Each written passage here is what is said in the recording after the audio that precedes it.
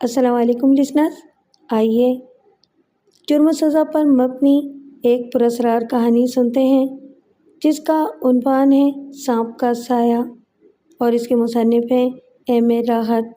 تو آئیے شروع کرتے ہیں۔ سپرنٹینڈنٹ درانی کے ہونٹوں پر مسکراہٹ پھیل گئی، ایک گہری اور معنی خیز مسکراہٹ جس سے اس کی زندگی کا تجربہ جھانک رہا تھا۔ اس نے گہری نظروں سے سامنے بیٹھے ہوئے خوشرو نوجوان اور بھی اس کے عقب میں صوفے پر بیٹھی ہوئی دو نوجوان لڑکیوں کو دیکھا۔ تمہارا اس سلسلے میں کیا خیال ہے سیمی؟ اس کی بوڑھی آواز ابھری۔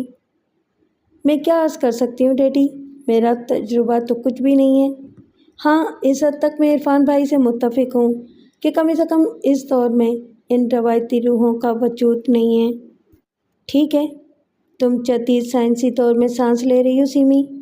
میں اپنے تمام تر تجربے کو مد نظر رکھتے ہوئے دعوے سے کہہ سکتا ہوں کہ اس سانس لیتی ہوئی رنگین دنیا سے باہر ایک اور دنیا ہے، ایک پراسرار دنیا جسے ہم روحوں کی دنیا کہہ سکتے ہیں۔ وہ دنیا ہماری نگاہوں سے روپوش ضرور ہے لیکن ہم سے زیادہ دور نہیں ہے، اور یہی وجہ ہے کہ اکثر اوقات ہم ایسے محیر العقول واقعات سنتے رہتے ہیں جنہیں ہمارا ذہن قبول نہیں کرتا لیکن ان کی حقیقت سے انکار نہیں کیا جا سکتا۔ بوڑھے ریٹائرڈ سپرنٹینڈنٹ نے اپنی دونوں نوجوان لڑکیوں اور ضدی داماد کو قائل کرنے کی کوشش کرتے ہوئے کہا، آپ کا احترام سر آنکھوں پر انکل، لیکن میں اس بات کو تسلیم نہیں کرتا، عرفان نے ضدی لہجے میں کہا۔ مجھے جھوٹا تو نہیں سمجھتے عرفان میاں؟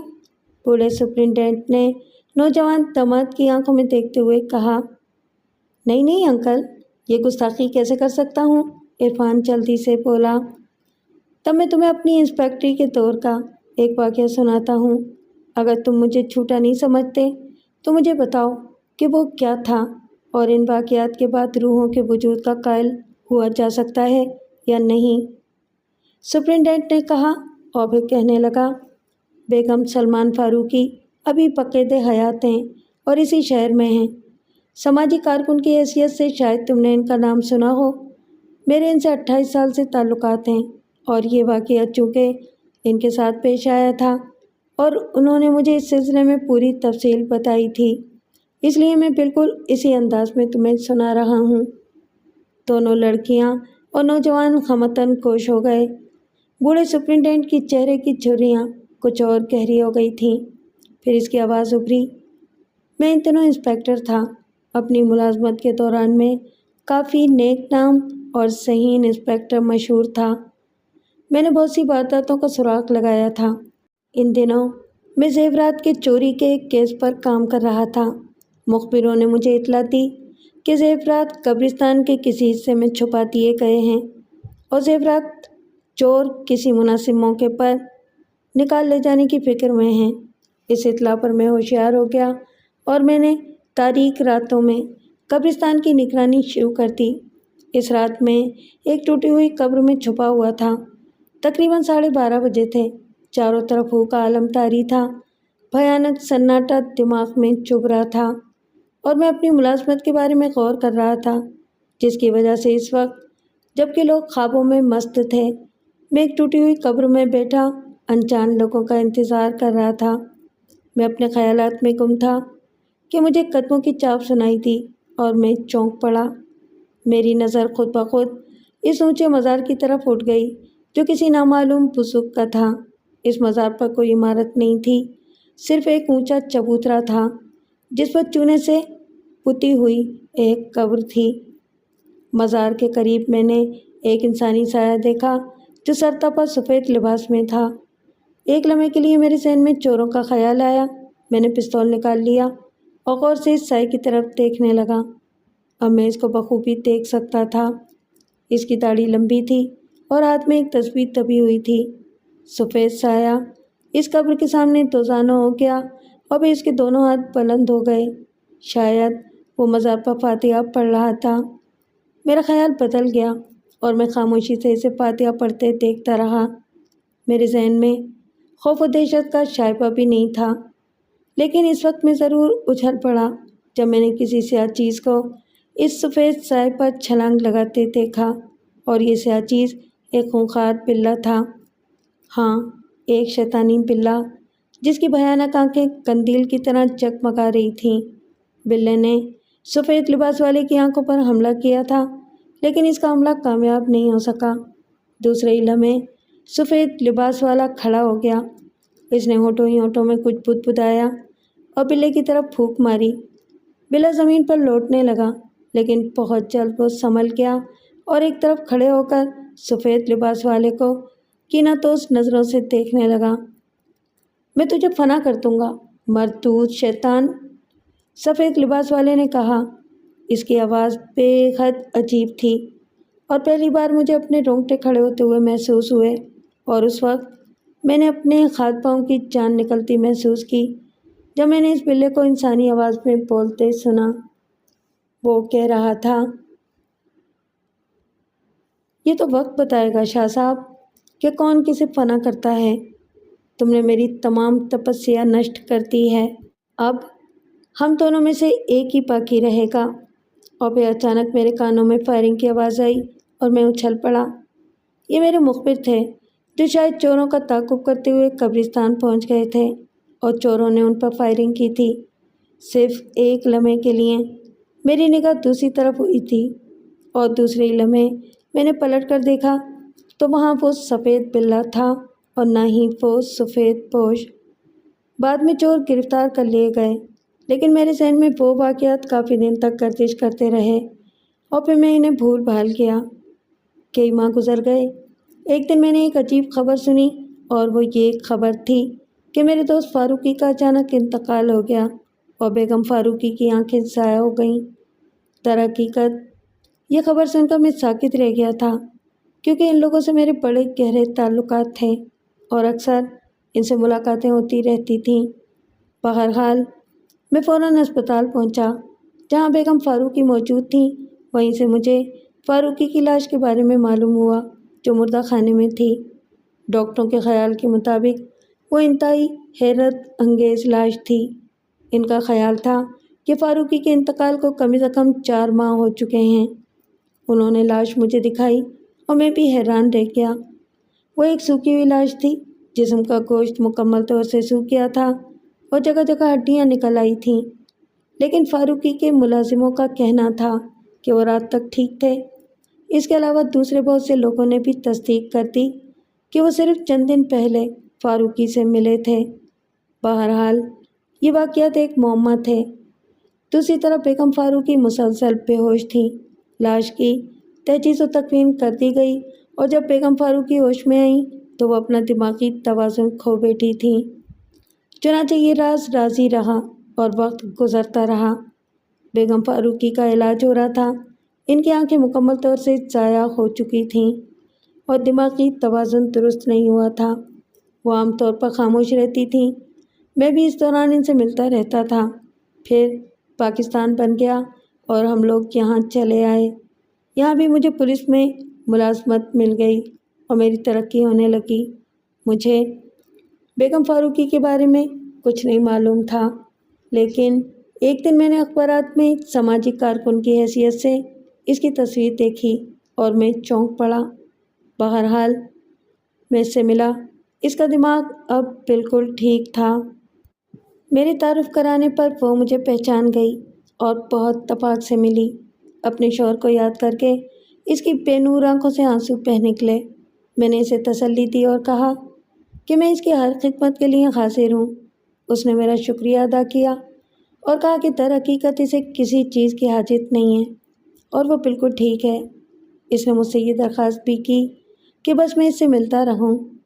چنانچہ میں اس سے ملتا رہا اور ایک دن میں نے اس سے ان واقعات کے بارے میں پوچھ ہی لیا۔ میرے سوال پر وہ خاموش ہو گئی، پھر کہنے لگی، درانی بھائی، آپ میرے شوہر کے دوست ہیں اور مجھے اپنے بھائی کی طرح ہی عزیز ہیں، لیکن اس سلسلے میں میری زبان بندی رہنے دیں۔ میں نے افسوس کرتے ہوئے کہا کہ شاید وہ مجھ پر اعتبار نہیں کرتی ہے۔ بہرحال پھر میں نے اس سے کچھ نہیں پوچھا۔ میں اسے ہفتے میں ایک بار ضرور ملتا تھا، لیکن ایک بار مصروفیت کی وجہ سے میں کئی ہفتے تک اس سے ملنے نہ جا سکا۔ آخر اس نے ایک ملازم کو بھیج کے مجھے بلوایا۔ اس وقت تک میں فارغ بھی ہو چکا تھا۔ میں چلا گیا اور اس نے مجھ سے اتنے دن تک نہ ملنے کی شکایت کی۔ میں نے اپنی مصروفیت کے بارے میں بتایا، لیکن وہ مطمئن نہ ہوئی اور کہنے لگی، میں سمجھتی ہوں درانی بھائی کہ آپ اس دن سے ناراض ہیں جب میں نے واقعات بتانے سے انکار کر دیا تھا، لیکن اس وقت میں مجبور تھی اور اب میں مجبور نہیں ہوں اور وہ واقعات آپ کو بتا سکتی ہوں۔ میں نے اس بات پر خوشی ظاہر کی اور وہ کہنے لگی، درانی بھائی، کیا آپ نے کبھی یہ بھی سوچا کہ میرے یہ حالات کس طرح ہو گئے ہیں، جبکہ سلمان فاروقی کی وہاں ایسی کوئی حیثیت نہیں تھی؟ اس کے علاوہ دنیا میں میرا کوئی بھی نہیں ہے۔ پھر یہ عیش و عشرت اور یہ کوٹھی کار وغیرہ کہاں سے آئی؟ میں اس بات پر خاموش رہا۔ ظاہر ہے اس سلسلے میں کیا جواب دے سکتا تھا؟ وہ خود ہی بتانے لگی، یہ بھید میں کسی کو نہیں بتا سکتی تھی، لیکن آپ کے لیے میں نے اجازت لے لی ہے۔ اجازت؟ کس سے؟ میں نے حیرت سے پوچھا۔ اپنے بھائی سے۔ بھائی سے؟ میں نے پھر حیرت سے کہا، لیکن مجھے تمہارے کسی بھائی کے وجود کا علم نہیں ہے۔ کسی کو بھی نہیں ہے درانی بھائی، لیکن بہرحال میرا ایک بھائی ہے، اس نے پراسرار مسکراہٹ سے کہا اور میں حیرت سے اس کی شکل تکتا رہا۔ میرے بھائی نے ہی میرے لیے یہ سب کچھ مہیا کیا ہے اور میں سکون کی زندگی گزار رہی ہوں، اس نے کہنا شروع کیا۔ یہ ایک پراسرار رات کی کہانی ہے۔ بڑی بھیانک رات تھی۔ آسمان بادلوں سے ڈھکا ہوا تھا اور فضا میں حبس تھا۔ اس روز منگل تھا اور منگل کو ہمارے دونوں ملازم چھٹی کرتے تھے۔ گھر میں صرف میں اور فاروقی تھے۔ تمہیں معلوم ہے فاروقی دل کے مریض تھے۔ کئی بار ان پر دل کا جان لیوا دورہ پڑ چکا تھا۔ ہم لوگوں نے رات کا کھانا کھایا۔ اس دن میں نے اپنے ہاتھ سے فاروقی کی پسندیدہ چیزیں پکائی تھیں۔ فاروقی نے ان کی بڑی تعریف کی اور پھر ہم اپنی خوابگاہ میں آ گئے۔ فاروقی مجھ سے گفتگو کر رہے تھے کہ اچانک انہیں دل کا دورہ پڑا۔ انہیں سخت تکلیف ہو رہی تھی، باہر سخت بارش ہو رہی تھی۔ شاید آپ کو یاد ہو، اس رات کی بارش سے بڑی تباہی پھیلی تھی اور تالاب والے مندر کی چھت گر گئی تھی، جس کے نیچے کئی آدمی دب کر ہلاک ہو گئے تھے۔ ہاں، مجھے وہ بھیانک رات یاد ہے، میں نے جواب دیا۔ یہ اسی رات کی بات ہے۔ فاروقی کا دورہ شدید ترین تھا۔ ان کی حالت بگڑتی جا رہی تھی اور میں سخت پریشان تھی کہ کیا کروں۔ میری سمجھ میں کچھ نہیں آ رہا تھا۔ ملازم بھی نہیں تھے کہ ان سے ڈاکٹر کو بلوا لیتی۔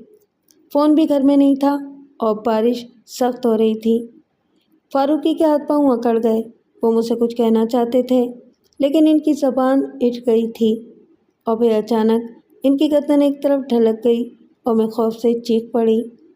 مجھے ایسا احساس ہوا جیسے فاروقی مر گئے۔ اسی وقت ہوا کے جھکڑ سے فاروقی کے سرانے کی کھڑکی کھل گئی اور بیگم فاروقی کے چہرے پر پسینہ آ گیا۔ اس نے چند سیکنڈ سانس درست کی اور پھر کہنے لگی، میں نے دیکھا وہ ایک سیاہ بلّا تھا، خوفناک بڑے بالوں والا بلّا جس کی آنکھیں آگ کی طرح چمک رہی تھیں۔ بلّے نے کھڑکی سے اندر چھلانگ لگا دی اور میں دہشت سے چیخ پڑی۔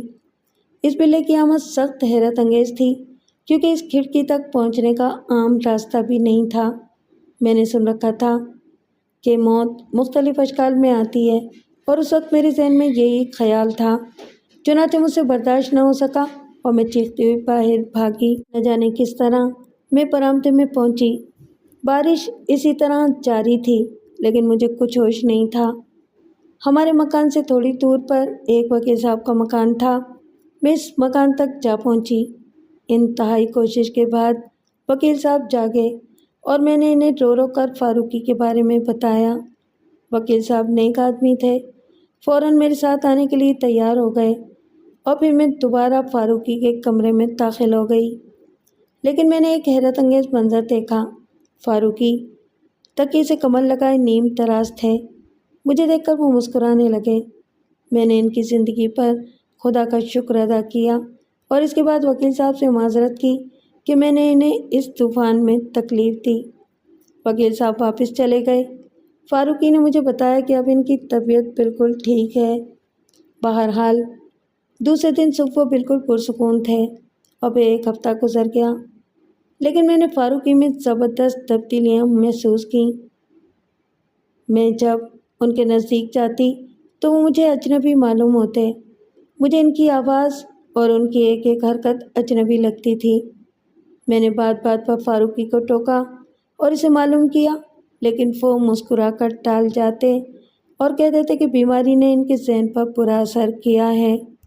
وقت گزرتا گیا۔ فاروقی کی صحت اب قابل رشک تھی۔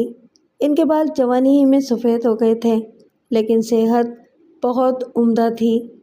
اس شدید دورے کے بعد ان کی صحت کچھ اور بہتر ہونے لگی، لیکن نہ جانے کیوں میرے ذہن میں ایک بے کلی سی رہتی تھی، ایک پراسرار سی بے چینی جس کا مفہوم میں نہیں سمجھ سکتی تھی۔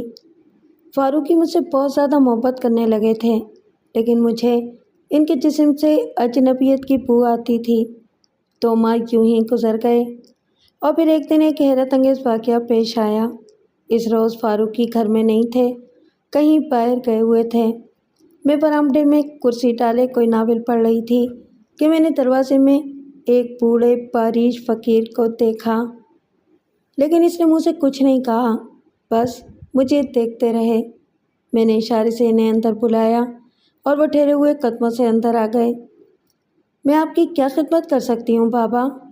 میں نے ان سے پوچھا، لیکن وہ عجیب انداز سے چاروں طرف دیکھنے لگے۔ آپ کو کسی چیز کی حاجت ہو تو مجھے بتائیں، میں نے فقیر سے کہا۔ نہ جانے کیوں میں ان کی شخصیت سے مرعوب ہو گئی تھی۔ انہوں نے میری آنکھوں میں آنکھیں ڈال دیں اور کہنے لگے، مجھے تم سے کچھ معلوم کرنا ہے بہن۔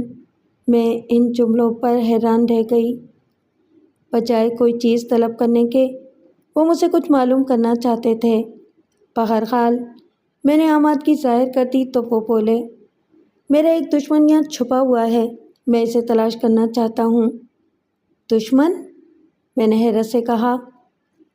ہاں، وہ میرا دشمن ہے اور کئی بار میرے ہاتھوں سے بچ کر نکل گیا ہے۔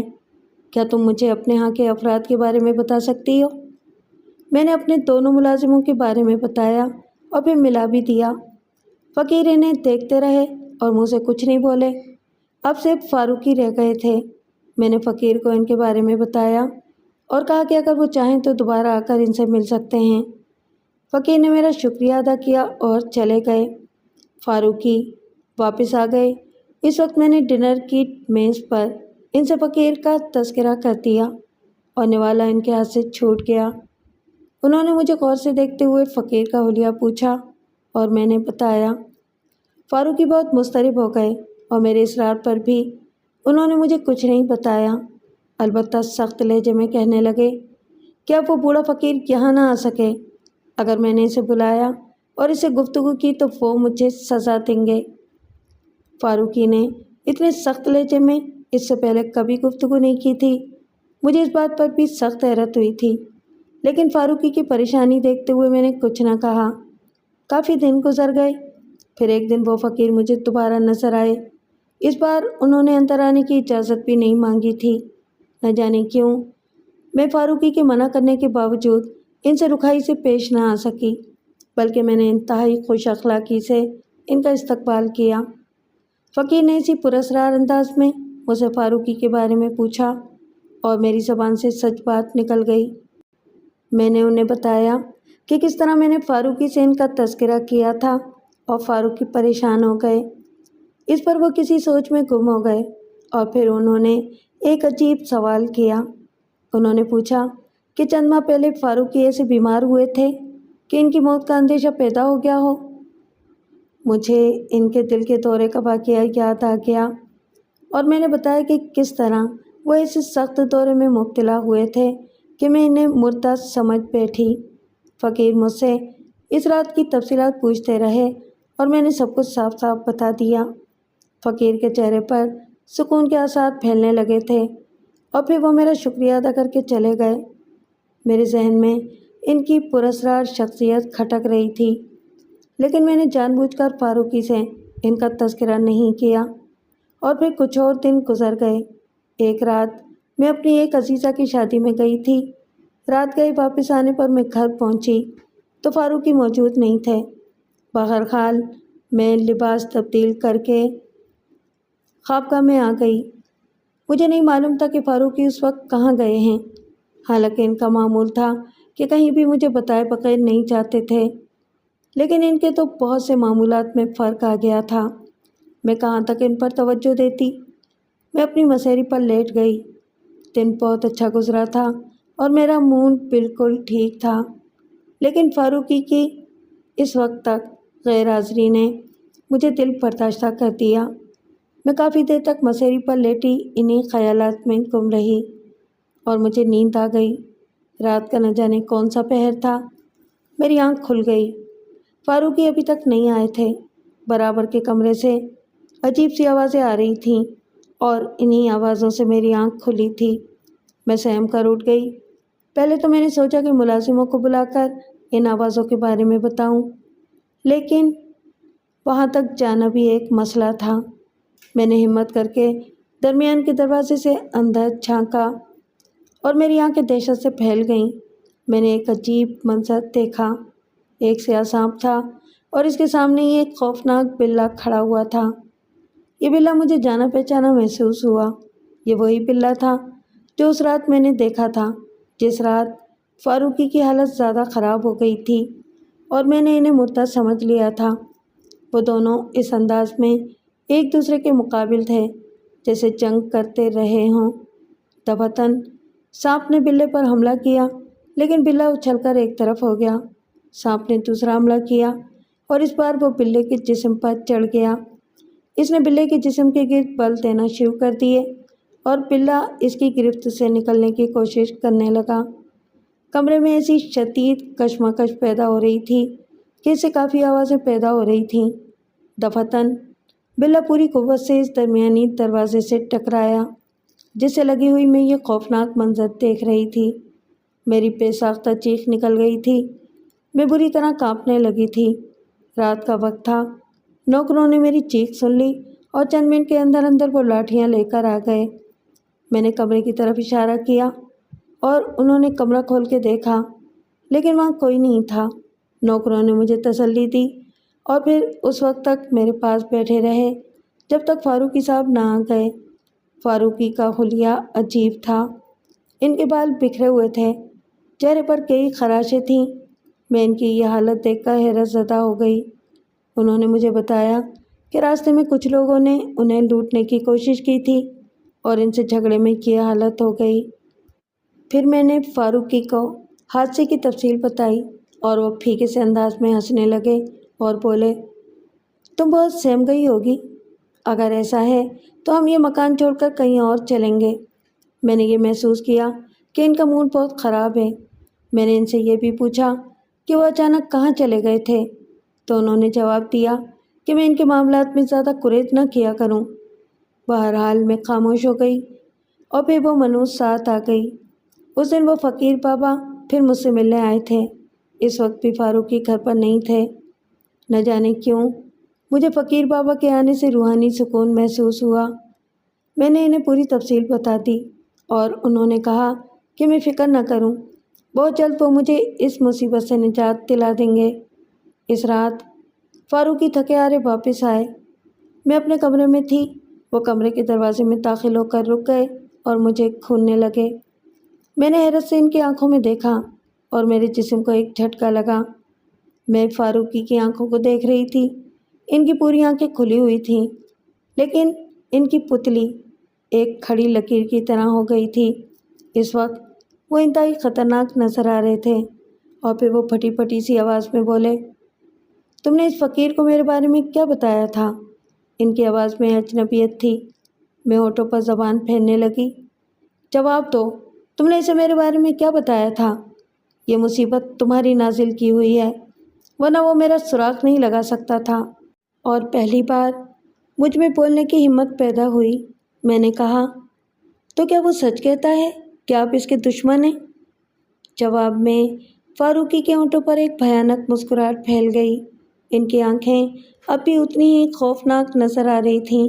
خوبصورت چہرہ بے حد مکروہ ہو گیا اور دہانہ پھیل گیا۔ پھر انہوں نے کہا، ہاں میں اس کا دشمن ہوں اور اب تمہارا بھی۔ میرے جسم کے رونگٹے کھڑے ہو گئے، لیکن پھر بھی میں نے ہمت کر کے کہا کہ آخر کیوں؟ وہ اس بوڑھے فقیر کے دشمن ہیں۔ ابھی فاروقی جواب بھی نہ دینے پائے تھے کہ میں نے مسیری کے نیچے سے ایک سیاہ سانپ کو نکلتے دیکھا اور اچانک وہ زمین پر گر پڑے، اور پھر میں نے اپنی آنکھوں سے وہ بھیانک منظر دیکھا۔ فاروقی کا جسم سکڑتا جا رہا تھا، اور بھی چند سیکنڈ قبل جہاں فاروقی کھڑے تھے وہاں ایک سیاہ خوفناک بلّا نظر آنے لگا، لیکن اس کے قریب ہی ایک انسانی ڈھانچہ بھی پڑا ہوا تھا۔ اس کے جسم پر فاروقی ہی کا لباس تھا۔ میں دیوار سے ٹک گئی، دہشت سے میری زبان گنگ ہو گئی تھی، اور پھر سیاہ بلے کے منہ سے انتہائی بھیانک آواز نکلی، آج فیصلہ ہو ہی جائے شاہ صاحب، لیکن میں اس کمینے کو بھی سزا دوں گا جس نے میری اس نئی زندگی کو برباد کیا ہے۔ یہ کہہ کر بلے نے میرے اوپر چھلانگ لگائی اور میں دہشت زدہ انداز میں چیخ پڑی۔ بلے کے دونوں پنجے میری آنکھوں پر پڑے تھے اور مجھے اپنی آنکھوں میں چھریاں سی گھستی محسوس ہوئیں۔ بلے نے میری دونوں آنکھیں نکال لی تھیں۔ میں بے ہوش ہو کر گر پڑی اور پھر مجھے اسپتال میں ہوش آیا۔ ڈاکٹروں کا کہنا تھا کہ میں کئی ماہ کے بعد ہوش میں آئی تھی، اور اس دوران نہ جانے کتنے واقعات بیت گئے۔ میری آنکھیں تاریک ہو گئیں اور ان کی جگہ صرف گڑھے رہ گئے۔ ڈاکٹروں کے کہنے کے مطابق میرا ذہنی توازن خراب ہو گیا تھا، اور طویل علاج کے بعد میرا دماغ درست ہو سکا ہے۔ مجھے تمام واقعات یاد آئے، لیکن میری زبان گنگ تھی۔ میں کسی کو بھی وہ واقعات نہیں بتا سکتی۔ رفتہ رفتہ مجھے کچھ دوسرے واقعات معلوم ہوئے جن میں وہ حیرت انگیز بات بھی شامل تھی۔ مجھے ڈاکٹروں نے بتایا تھا کہ اس رات خوابگاہ سے جو ڈھانچہ برآمد ہوا وہ فاروقی کا تھا، اور ڈاکٹروں کے خیال کے مطابق انہیں مرے ہوئے 4 ماہ کے قریب گزر گئے تھے۔ میں سب کچھ سمجھنے کے باوجود کسی کو کچھ نہ بتا سکی۔ نہ جانے کیوں میری زبان پر تالے پڑ گئے تھے۔ چند ماہ اسپتال میں زیر علاج رہنے کے بعد میں وہاں سے اپنے مکان میں واپس آ گئی۔ یہ منحوس مکان مجھے کاٹنے کو دوڑتا تھا، اور میں ہر وقت گمسم گزرے ہوئے واقعات کو یاد کرتی رہتی تھی۔ میرا ذریعہ معاش کچھ نہیں تھا، جو کچھ اثاثہ تھا میرے علاج پر خرچ ہو گیا تھا۔ یوں بھی میرا کوئی عزیز نہیں تھا۔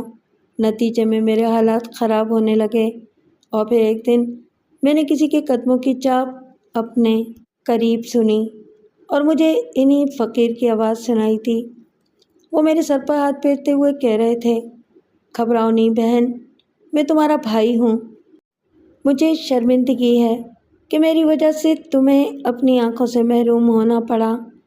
کاش میں تمہاری آنکھیں تمہیں دلا سکتا۔ میں تمہارا شکر گزار ہوں کہ تم نے تمام کہانی چھپائے رکھی، لیکن تمہارے ذہن میں چند سوالات ضرور ہوں گے۔ اگر تم چاہو تو میں ان کا جواب دے سکتا ہوں۔ حالانکہ میں سوچتی تھی کہ وہ فقیر ہی میری مصیبتوں کی جڑ ہے، لیکن اب جب وہ ایک طویل عرصے کے بعد دوبارہ مجھے ملے تو مجھے اس روحانی سکون کا احساس ہوا جو اس سے پہلے ہوتا تھا۔ میری اندھی آنکھوں سے آنسو بہہ نکلے، اور وہ مجھے تسلی دیتے ہوئے کہنے لگے، تمہارا شوہر تو اسی رات مر چکا تھا بہن۔ ہاں، اسی رات جب اس پر دل کا دورہ پڑا تھا۔ دل کا وہ دورہ جان لیوا تھا، اس نے دم توڑ دیا۔ وہ طوفانی رات تھی، بھیانک رات، اور ان راتوں میں آوارہ روحیں بھٹکتی پھرتی ہیں۔ وہ پناہ تلاش کرتی ہیں۔ ان میں گندی روحیں بھی ہوتی ہیں، اور ایک گندی روح کھڑکی کے راستے سیاہ بلے کی شکل میں اس کمرے میں گھس آئی تھی جہاں تمہارے شوہر کی لاش پڑی تھی۔ وہ بھتیان چمار کی روح تھی۔ یہ پلیت سپلی عمل کرتا تھا، اور ایک عمل کے دوران ہی مر گیا تھا۔ مرنے کے بعد اس کی روح گندی ہو کر بھٹکنے لگی تھی، اور اس نے اب بھی اپنی حرکتیں نہیں چھوڑی تھیں اور مختلف عمل کیا کرتا تھا۔ ایک روز میرا اس سے سامنا ہو گیا۔ اس وقت وہ ایک چاپ کر رہا تھا کہ میں نے اس کا راستہ کاٹ دیا۔ اس دن سے وہ میرا دشمن ہو گیا۔ اس نے میرے اوپر گندے وار کیے، لیکن کامیاب نہ ہو سکا۔ اب میری اس سے باقاعدہ ٹھن گئی تھی۔ ایک رات ایک بزرگ کے مزار پر میری اس سے مٹبھیڑ ہو گئی۔ میں نے اس کا کام تمام کر دیا ہوتا، لیکن کچھ لوگوں کی مداخلت سے کام بگڑ گیا اور وہ فرار ہونے میں کامیاب ہو گیا۔ اب اسے کسی انسانی جسم کی تلاش تھی۔ نہ جانے کس طرح وہ تمہارے مکان کی طرف آ نکلا اور یہاں اسے فاروقی کی لاش مل گئی۔ تم اپنے مردہ شوہر کو چھوڑ کر باہر بھاگ گئیں اور وہ آسانی سے اس کے جسم میں حلول کر گیا۔ اسی وجہ سے واپس آ کر تم نے اپنے شوہر کو زندہ سلامت دیکھا تھا، لیکن وہ تمہارے شوہر نہیں تھے بلکہ وہی پلید بھتیان تھا۔ تمہارے یہاں تمہارے شوہر کی حیثیت سے وہ سکون کی زندگی گزار رہا تھا، لیکن میں اسے برابر تلاش کر رہا تھا۔ پھر ایک دن تمہارے مکان کے سامنے سے گزرتے ہوئے میں نے اس کی بو محسوس کی اور میں تمہارے یہاں آ گیا۔ تمہاری کہانی سے مجھے معلوم ہو گیا کہ وہ یہاں کس روپ میں ہے اور میں اس کی طاق میں رہنے لگا، لیکن اسے بھی شک ہو گیا تھا۔ اس نے تم سے میرے بارے میں معلوم کیا اور پھر وہ تم سے جلنے لگا۔ اس رات پھر اس نے میری آمد کو محسوس کر لیا، لیکن مجھ سے کچھ دیر ہو گئی۔ اگر مجھے دیر نہ ہوتی تو وہ تمہاری آنکھوں کو نقصان نہیں پہنچا سکتا تھا۔ مجھے افسوس ہے اس نے تمہاری آنکھیں نوچ لیں، لیکن بعد میں نے اسے ختم کر دیا۔ یہی وجہ تھی کہ تمہارے شوہر کی 4 ماہ پرانی لاش پولیس کو مل گئی۔ بہر صورت اس کے بعد میں تمہارے لیے پریشان رہا۔ تمہارے دماغ پر برا اثر پڑا تھا اور میں صرف خدا سے دعا ہی کر سکتا تھا، اور اللہ نے میری دعا بھی قبول کر لی۔ تم ٹھیک ہو گئیں۔ اب تم فکر مت کرو بہن، میں تمہارا بھائی ہوں اور زندگی بھر تمہیں کوئی تکلیف نہ ہونے دوں گا۔ میرے بھائی نے میرے لیے تمام آسائشیں مہیا کر دیں اور پھر پاکستان بن گیا، اور میں نے ان سے خواہش ظاہر کی کہ میں پاکستان جانا چاہتی ہوں۔ بھائی مجھے لے کر یہاں چلے آئے اور میں سکون سے یہاں زندگی گزار رہی ہوں۔ آپ سے ملاقات ہوئی تو میرے دل میں فاروقی کی یاد تازہ ہو گئی اور میں نے آپ سے درخواست کی کہ آپ مجھ سے ملتے رہیں۔ پھر آپ نے مجھ سے میرے واقعات معلوم کرنا چاہے، لیکن بھائی کی ہدایت کے مطابق میں نے آپ کو کچھ نہیں بتایا، اور پھر ان دنوں آپ نے آنا چھوڑ دیا تو میں نے بھائی سے آپ کا تذکرہ کیا۔ میں نے ان سے کہا کہ آپ نیک دل شخص ہیں اور میرے گہرے دوست ہیں، چنانچہ بھائی نے اجازت دے دی کہ میں چاہوں تو آپ کو سب کچھ بتا دوں۔ سپرنٹینڈنٹ درانی نے طویل کہانی ختم کرتے ہوئے کہا، کیا ان واقعات کے بعد بھی تم لوگ روحوں کے قائل نہیں ہوگے؟ دونوں لڑکیوں کے چہروں پر خوف کے نقوش تھے، لیکن عرفان اسی طرح بیٹھا ہوا تھا۔ پھر اس نے ایک گہری سانس لے کر کہا، ممکن ہے انکل مسز فاروقی ایک اچھی داستان کو ہوں، انہوں نے حقائق کو ایک دلچسپ داستان میں چھپا لیا ہو۔ تم بہت ضدی ہو عرفان، ایس پی درانی ہونٹ سکوڑ کر بولے۔ خیر اس کے بعد سنو۔ ان واقعات پر مجھے بھی حیرت ہوئی اور میں بے اعتباری سے بیگم فاروقی کو دیکھنے لگا۔ وہ اپنی بے نور پلکیں جھپکا رہی تھیں، لیکن میں نے اس سلسلے میں ان سے کچھ کہنا مناسب نہ سمجھا۔ پھر میں نے وہاں سے اٹھنے کا ارادہ کر لیا تھا کہ اچانک کمرے میں ایک عجیب سی خوشبو پھیل گئی۔ بیگم فاروقی چونک پڑی۔ بھائی، ان کے منہ سے نکلا، اور میں ادھر ادھر دیکھنے لگا۔ مجھے کوئی بھی نہیں نظر آ رہا تھا، لیکن چند ہی سیکنڈ کے بعد مجھے ایک آواز سنائی دی، وہ غلط نہیں کہہ رہی ہے سپرنٹینڈنٹ درانی، اپنے ذہن کے دریچے کھولو۔ کیا تمہیں وہ رات یاد نہیں جب تم زیورات کے چوروں کا انتظار ایک ٹوٹی قبر میں کر رہے تھے اور تم نے ایک سیاہ بلے کو کسی کے اوپر حملہ آور ہوتے دیکھا تھا؟ اگر تمہارے آدمی چوروں پر فائرنگ کرنے نہ آ جاتے تو شاید اسی رات میں اس بھتیان پلید کو ختم کر دیتا۔ میرے ذہن کے تمام دریچے روشن ہو گئے، جسم کپ کپ آ گیا اور پورا جسم پسینے سے بھیگ گیا۔ میری نظریں دیوار کی طرف اٹھ گئیں جہاں ایک سانپ کا سایہ لہرا رہا تھا۔ پھر چند منٹ کے بعد سانپ کا سایہ غائب ہو گیا اور میری حالت درست ہو گئی۔ بہرحال میں نے صدقے دل سے بیگم فاروقی کی کہانی پر اعتبار کر لیا تھا۔ مجھے سخت حیرت ہے انکل، عرفان نے گردن ہلاتے ہوئے کہا۔ نہیں، تم مجھے جھوٹا بھی کہہ سکتے ہو، سپرنٹینڈنٹ درانی نے برا منانے والے انداز میں کہا۔ نہیں انکل، میں یہ گستاخی تو نہیں کر سکتا، لیکن عرفان جملہ ادھورا چھوڑ کر خاموش ہو گیا، لیکن اسی وقت دونوں لڑکیاں دہشت زدہ انداز میں چیخ پڑیں وہ بڑی بڑی آنکھوں سے سامنے دیوار پر دیکھ رہی تھی جہاں ایک سانپ کا سایہ لہرا رہا تھا۔